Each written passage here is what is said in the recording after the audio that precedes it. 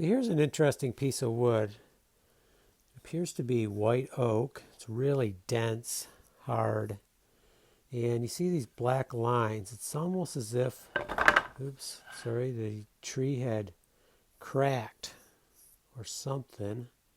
Or it looks like there's two, maybe it's where two branches were next to each other. You see the shape of the grain kind of curved here and curved there.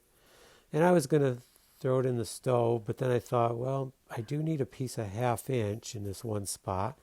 And the other cool thing about it is on the back side, it is all solid, but look at the cool grain. So it's kind of burly in here, which when we add some oil to that, is going to look really sharp. So let's get our oil rag out of here. Get a little of the excess off. And let's put some oil on here.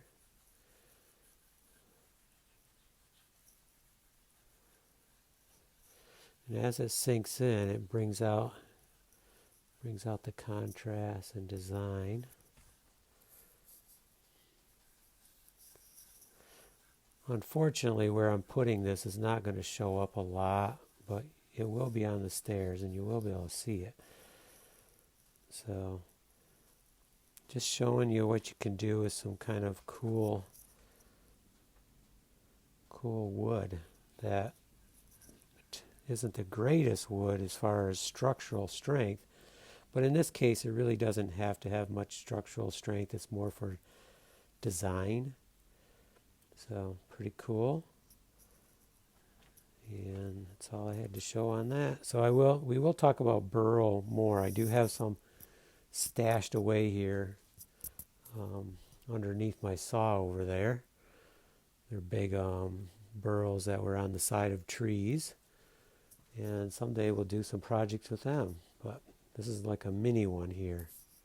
And this was just in the normal wood, so it may have been two branches that grew together or something like that. And the stress here caused the grain to get more entangled and held together.